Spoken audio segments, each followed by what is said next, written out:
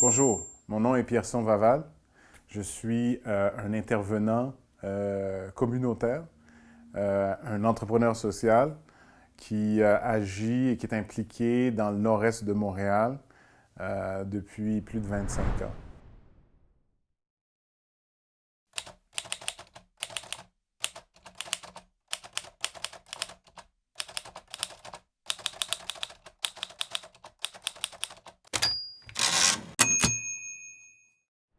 On est de façon plus spécifique impliqué dans des actions en prévention auprès des jeunes, prévention de la violence, prévention de la criminalité, prévention de l'isolement et de la marginalisation des jeunes vulnérables.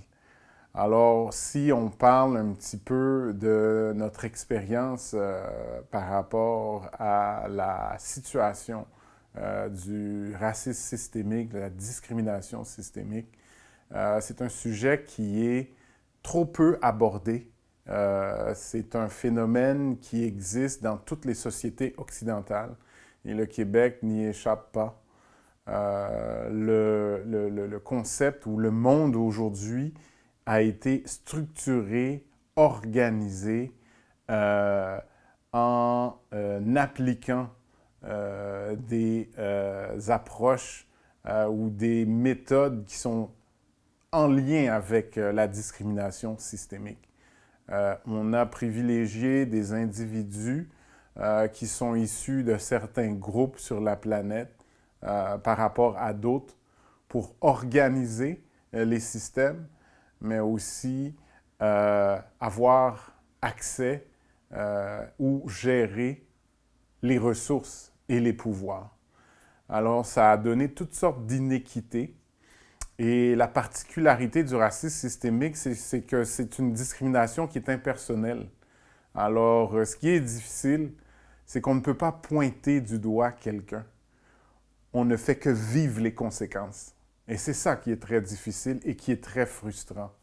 Alors, ça génère chez les minorités, chez les individus issus de minorités, des questionnements très profonds sur leur place dans la société, la place qu'ils occupent, la place qu'ils devraient occuper, et même leur place dans la famille des êtres humains sur la Terre. Alors, bonjour, Bonjour. ça va bien? Ouais, et toi? Ça va très bien. Alors, mon cher, je suis curieux de savoir qu'est-ce que ça évoque pour quelqu'un comme toi, le racisme systémique, la discrimination, le profilage racial. Euh, comment tu vois ces choses-là? Comment tu le perçois, ces enjeux-là? En les moments, c'est frustrant et tout, mais après, quand je réalise tous ces problèmes et tout, je suis triste, en vrai, c'est triste de voir à cause de mon couleur de peau et tout, c'est triste de voir que je suis exposé à des choses comme ça. Ok. Est-ce que ça t'étonne? Avant, oui, mais maintenant, j'ai l'accepté. Tu l'as accepté. Ouais. Puis quand tu dis que tu l'as accepté, qu'est-ce que tu veux dire exactement? Ça ne te frustre plus, ça ne te révolte pas. Quand tu dis que tu acceptes, qu'est-ce que ça veut dire? Mais c'est toujours triste et tout, mais j'ai pas les pouvoirs pour changer ça. C'est ça que je veux dire quand je l'accepte. Je peux pas changer tous les problèmes, mais c'est ça que je veux dire quand je l'accepte. C'est ça.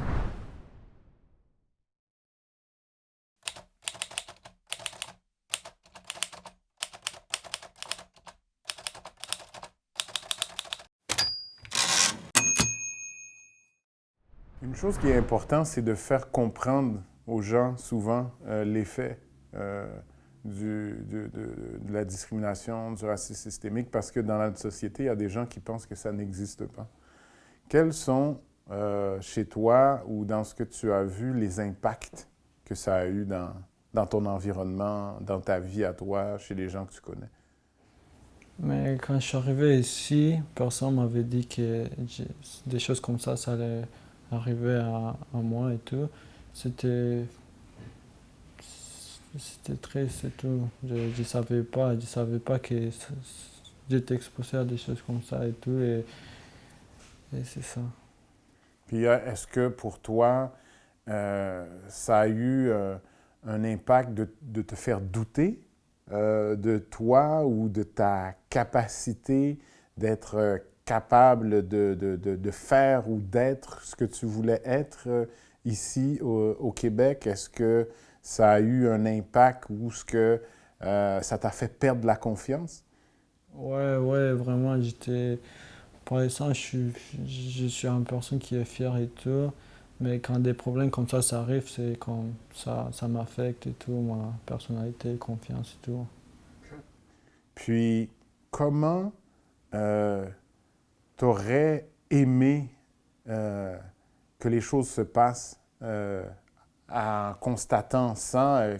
Qu'est-ce que tu aurais aimé qui se passe à la place de cette discrimination et ce racisme-là? Mais j'aimerais que ça n'existerait pas, j'aimerais que je sois comme accepté, on peut dire, comme une personne blanche, normale, une personne normale. J'aimerais pas être exposé à des choses comme ça.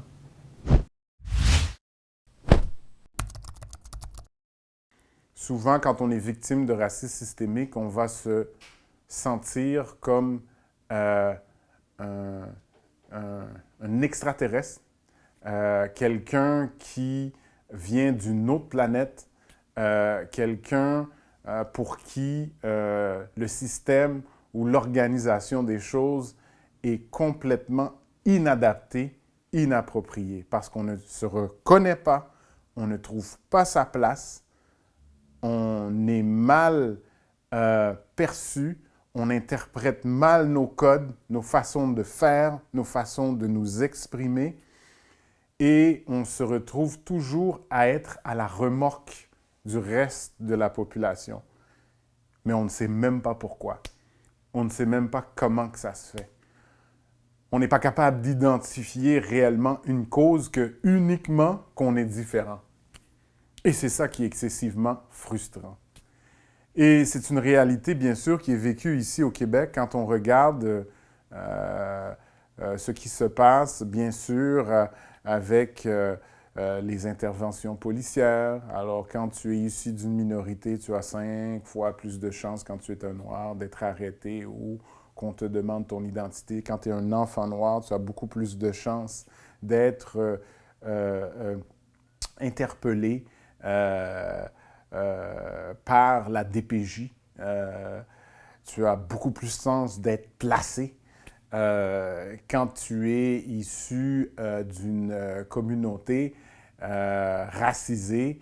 C'est difficile d'avoir ta place dans les zones de pouvoir, dans les conseils d'administration, en politique.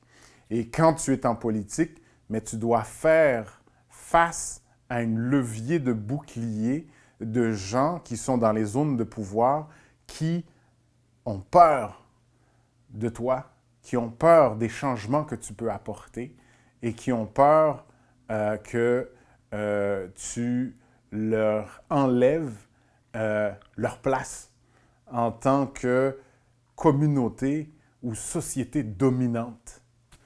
Euh, alors, tu as sur tes épaules un poids qui est très lourd. Et ça, c'est une réalité qui existe malheureusement au Québec, qu'il nous faut adresser. Alors, si on parle d'exemple, moi, je vais commencer par moi. J'ai déjà été arrêté par une policière, des policiers à Trois-Rivières, parce que j'étais dans une automobile avec une femme blanche qui était ma collègue de travail. La policière faisait une vérification. Alors moi, je me suis senti insulté. Je me suis senti comme ayant commis la faute d'être noir. Et c'est sûr que dans un endroit ou dans un milieu comme celui-là où ce que les gens ne sont pas habitués avec la diversité, j'étais pas trop tout à fait étonné. Mais j'étais vraiment frustré. Alors, j'essayais de réfléchir à comment que j'allais en parler, comment que j'allais informer les gens, comment que j'allais sensibiliser les gens à cette situation-là. Ça, c'était ma manière un petit peu de répondre. Donc, j'en ai parlé à toute mon équipe. Quand j'ai eu l'occasion d'en discuter dans des plateformes, j'ai présenté la situation. Mais je me pose la question si ça a vraiment eu un impact sur ce qui se passe à Trois-Rivières, parce que c'était à Trois-Rivières que c'est arrivé, mais quand même, j'étais satisfait d'avoir pu m'exprimer là-dessus. Toi, est-ce que tu peux nous parler de quelque chose que tu as vécu et qu'est-ce que tu as fait? Qu'est-ce qui a été ta réaction par rapport à ce que tu as vécu? Ouais, j'ai eu plusieurs expériences, 7 ou 6 environ, depuis que j'habite ici au Québec. Et moi, j'avais peur. J'avais peur et tout parce que moi, j'étais juste avec mes amis, on marchait la nuit, on est allé au Tim Hortons, tranquille et tout. Et après ça, la police nous arrête, nous pose des questions et tout. Non, il nous demande comme des choses comme on fait quoi à cette heure-là et tout. Et nous, moi et mes amis, on avait peur parce que c'était des premières fois qu'on s'est fait arrêter et tout. On savait pas quoi dire ou on savait pas quoi dire. Puis ouais, dans les moments qu'on s'est fait arrêter, on avait peur. C'était triste, en vrai, maintenant que j'y pense. Puis, qu'est-ce que tu as fait par la suite par rapport à ça? Euh, oui, ça t'a affecté, mais qu'est-ce que tu as décidé de faire après par rapport à ça? Mais après, je sais pas, et après avec mes amis et tout, on n'aime pas trop sortir la nuit maintenant. On préfère rester chez nous et tout parce que on sait on est exposé à se faire arrêter juste pour marcher la nuit tu vois, avec mes amis. OK. Donc, tu ne te sentais pas à ta place dans les lieux publics. OK. Puis ça, si tu aurais un message à donner aux gens ou à la population, aux policiers, aux gens, aux décideurs par rapport à qu'est-ce que tu vis, qu'est-ce que tu leur dirais?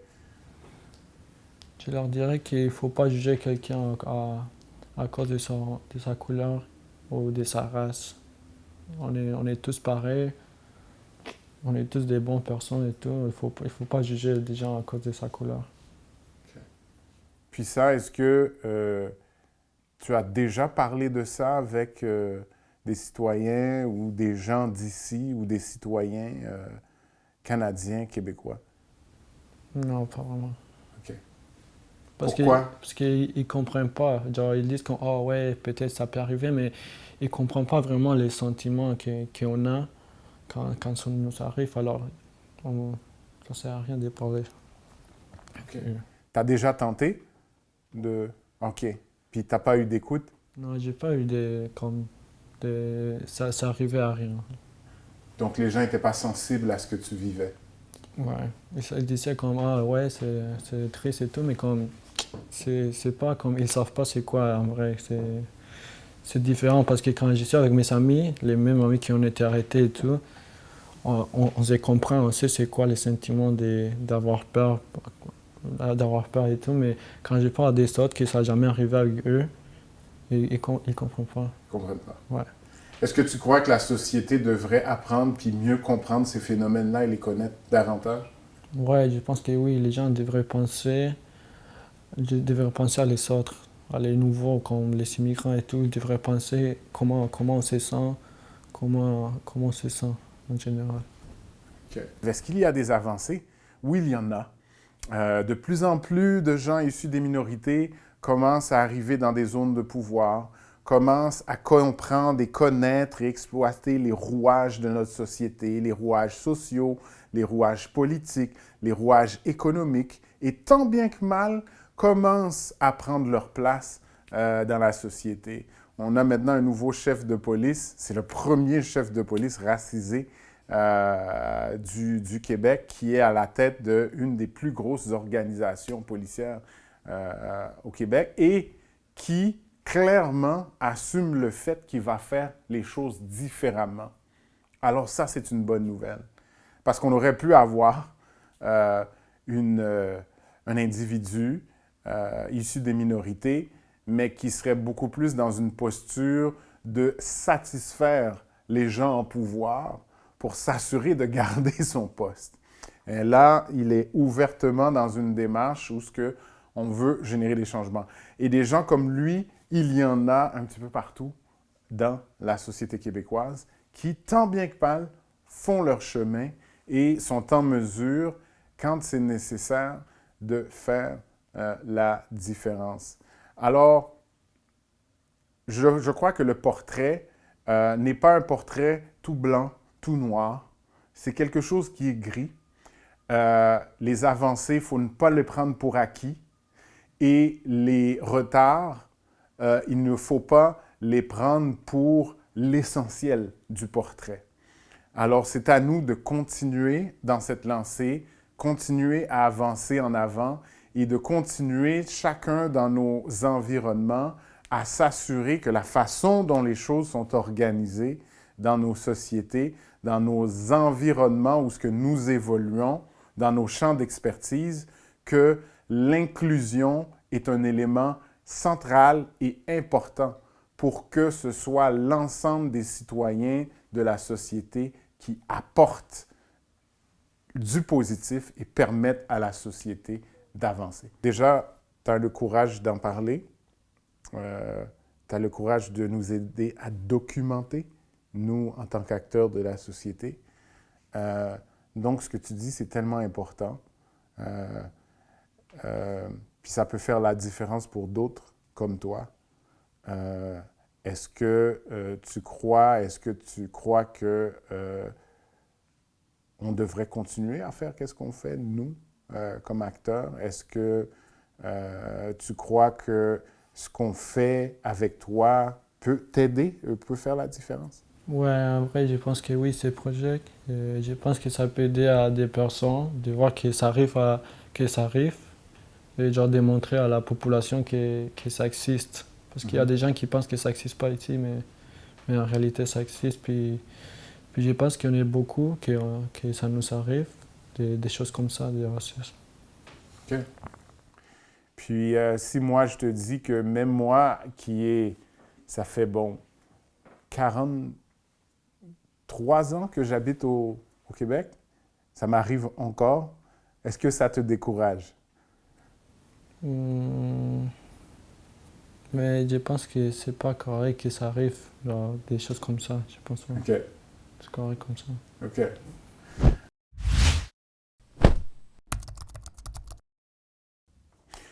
Alors, je pense que le témoignage qu'on vient d'avoir du jeune est excessivement important. Donc, nous, en tant qu'acteurs de la société et responsables socialement du développement de notre collectivité, il nous faut prendre des mesures et prendre acte de ces enjeux.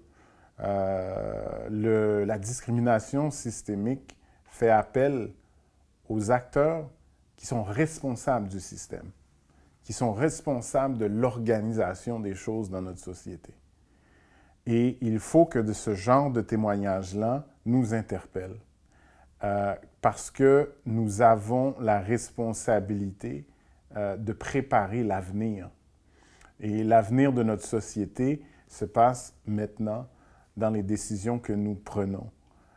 Comment qu'on peut s'assurer que dans la façon dont les choses sont structurées, la façon dont les environnements sont aménagés, organisés, qu'on peut s'assurer qu'ils sont dépourvus de toute discrimination, de toute exclusion, mais surtout qu'on nous traite comme des humains et qu'on soit, comme citoyens, au centre des décisions, au centre de tout ce qui est organisation des ressources, la question de l'équité, la question de l'égalité, la question de l'inclusion, la question vraiment de s'assurer de se sentir à sa place dans notre société québécoise. Alors, pour les jeunes, c'est excessivement important, mais pour l'ensemble des citoyens. Alors, pour moi, c'est une recommandation. Il faut que nos acteurs puis nos décideurs soient beaucoup plus à l'écoute. Quand on entend des discours politiques qui emmènent la population à développer des préjugés ou de la méfiance envers la différence, c'est du racisme systémique.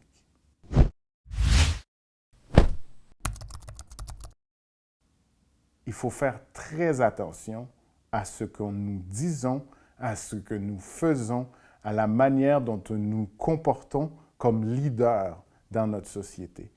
On a réellement la responsabilité du climat social dans notre société. Et une chose qui est vraiment importante, c'est que les décideurs prennent beaucoup plus de temps d'être à l'écoute de nos jeunes, à l'écoute de nos citoyens qui ont, de par leur situation en tant qu'individus issus de minorités, vivent des situations particulières, hors du commun, pour qu'on puisse s'assurer que dans la manière qu'on gère, qu'on organise notre société, bien, ces gens-là puissent trouver vraiment, dans la manière qu'on organise les choses, une réponse qui leur dit, oui, vous aussi, vous faites partie du Québec. Vous aussi, vous êtes des Québécois. Et vous aussi, ce que vous pensez compte pour nous, les responsables de la société. Alors, ce seraient des conseils généraux que j'aurais à donner. On aurait plus en détail, mais pour le moment, dans les grandes lignes, c'est vraiment d'écouter, c'est vraiment de regarder, c'est vraiment de prendre le temps d'analyser, de rencontrer. On entend souvent des gens dire « Oui, j'ai des amis immigrants. Oui, j'ai des amis noirs. Oui, j'ai des amis... » Non, non, non. Prenez le temps d'être avec eux, de rire avec eux, de souffrir avec eux, d'aimer avec eux, d'exister avec eux. Et vous allez vivre une expérience où ce que vous allez tomber en amour avec la différence, tomber en amour avec votre diversité, parce que ce sont les gens qui vous entourent. Ils ne sont pas là par hasard, ils sont là pour une raison. Alors, profitez-en. C'est bon pour la santé, c'est bon pour l'âme, la diversité. C'est quelque chose d'extraordinaire pour le Québec. Alors, je vous souhaite de bons moments et je vous souhaite de prendre le temps. Alors, merci beaucoup pour votre écoute.